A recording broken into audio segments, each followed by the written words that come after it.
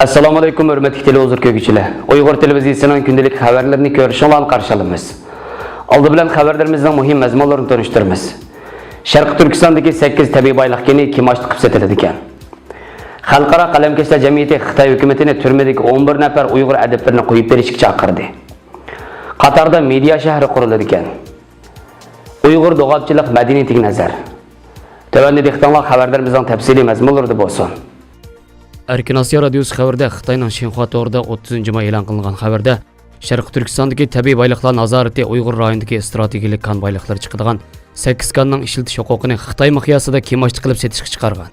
Xabarda ko'rsatilishicha, bu kanlar ichida G'arbiy Koilnon Malkanson Margantis keni mubob bo'lib, bu kanning yillik ishlab chiqarish miqdori 10 ming tonnadan oshadigan bo'lib, Sharq Turkistondagi eng zo'r Margantis taraqqiyot bazasi ekan.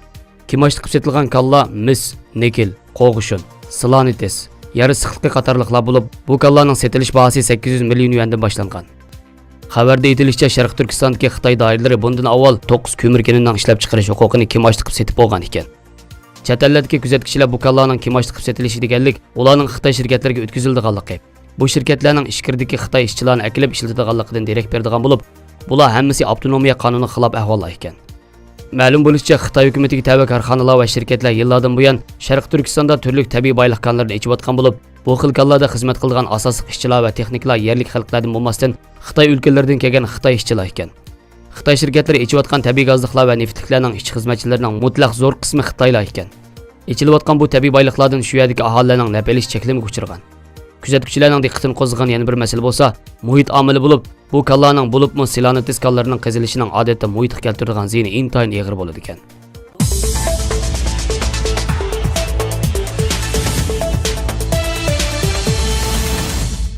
Bosh shtabi Londondagi Xalqaro qalamkashlar jamiyati turmadagi yozuvchilarni qo'g'dash komiteti bilan mazkur jamiyatning tarmoqidagi Uyg'ur qalamkashlar markazi 2018-yil avgustdan boshlab Xitoy hukumati tomonidan nohaq tutqun qilingan va jazo berilgan Uyg'ur yozuvchilarining dilosini birlikda ishlashni boshlagan edi.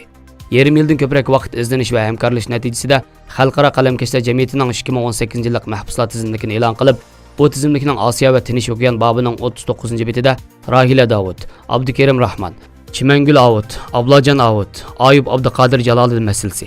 61-betida maxsus turmadagi Uyg'ur yozuvchi, akademik, shoir va adiblar haqida tafsili to'xtalgan bo'lib, burun qo'lga ilingan Ilhom To'xti, Ömerjan Hasan Bozqir, G'ayrat Niyoz, Gulmira Imin va 2018-yilning oxirigacha qo'lga ilingan Rahila Davud, Abduqodir Jaloliddin, Yalqon Rozi, Chimangul Avut, Abdurahmon Abay, Abdukerim Rahman, Ablajan Avut qatorliq jami 11 nafar Uyg'ur ziyolilarining ahvoli tunishtirilib, Xitoy hukumatini ularni qo'yib berishga chaqiriq qilgan. Dokladda mazkur tashkilotga a'zo bo'lgan 145 davlat va rayondagi qalamkashlar tashkilotlari orqali o'z davlatlari hukumatlariga va munosabatli xalqaro tashkilotlarga va Birlashgan Davlatlar Tashkilotiga topshirilib, Xitoy hukumatidan bu begunoh adiblarni qo'yib berish talab qilingan. Xalqaro qalamkashlar jamiyati 1921-yili Londonda qurilgan bo'lib, insonlarning yozish, fikr qilish va nashr qilish huquqi va yozuvchilar huquqlarini qo'g'daydigan Birlashgan Davlatlar Tashkiloti inson haqlari xitobnomasiga asoslangan dunyodagi nopozliq tashkilotlarning biridir. Jumladan mazkur tashkilotga marhum Kurash Ko'san apandining tirishchanligi bilan Uyg'ur qalamkashlar markazi 2008-yili rasmiy a'zo bo'lib kirgan. Shundaqla birdan-bir xalqaro tashkilot tarmoqidagi Uyg'ur tashkiloti bo'lib hisoblanadi.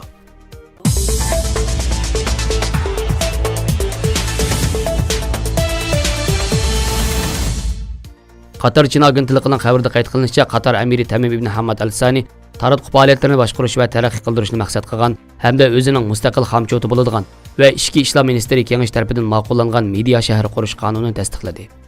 Qurilmoqchi bo'lgan media shahri orqali Qatarda taratquv faoliyatlarini boshqarish va taraqqiy qildirish, xalqaro taratqularni, texnologiya shirkatlarini, axborot va digital taratquv sohasida tadqiq xizmatlari va ta'lim-tarbiya ishlari bilan shug'ullanadigan shirkatlarni bu shaharga o'tkazish maqsad qilingan. Media shahrining radio televiziya programmalarini taqitish, gazet jurnal, kitob nashr qilish va tarqatishlarga ruxsat berish huquqi shundaqla erkin rayon salohiyatiga ega bo'lish va yerlik taratqularni qo'llash ekan.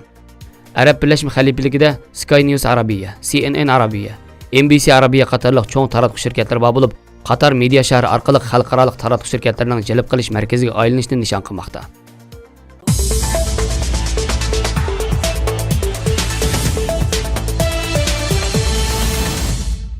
Do'g'abchilik Uyg'ur xalqimizning uzoq tarixiy taraqqiyotidagi xos ichimlik madaniyatining muhim namoyandasi. U kishilar yozning to'miz issiq kunlarida ichib huzurlanadigan, issiqini ya'ni qo'qoqni oladigan, mijozni tangshaydigan xususiyatlarga ega ichimlik. Uning xo'ruchi muz, qatiq, qaymoq, suv, üzüm şirniz qatarlıqlardan ibaret. Şərq Türkistanda 4 fəsil nəhayət fərqli roşan olub, əcdadlarımız mana şundaq fərqlərə əsasən qışda kəngliki 5-6 metr, çoğunqurluqi 7-8 metr keladigan o'rak qo'lab, asti va atrofini qo'mush shox shumi bilan to'sib, muzxona, ibtidoiy muz iskilat yasab, onunğa qishda daryo ko'llardagi to'nglagan muzlarni qachilib saqlab, onundan yozda foydalangan. Bundaq muzxonadagi muzni yozdimi xotirjam saqlag'ili bo'ladi.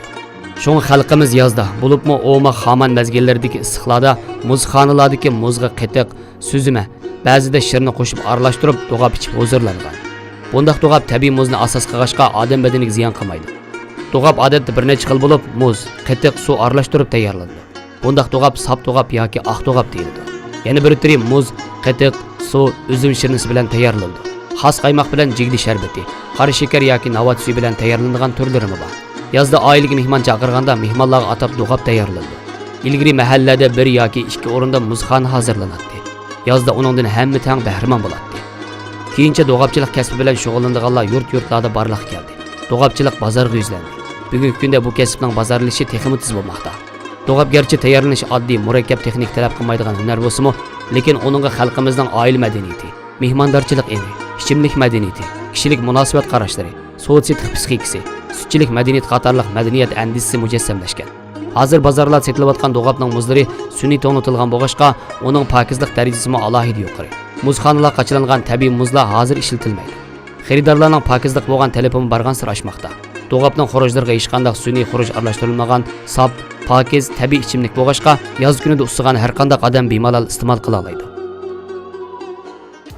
Xabarlarimizni ko'rganingizga rahmat. Ko'rishguncha omon bo'linglar. Xayr xo'sh. Allohga omonat.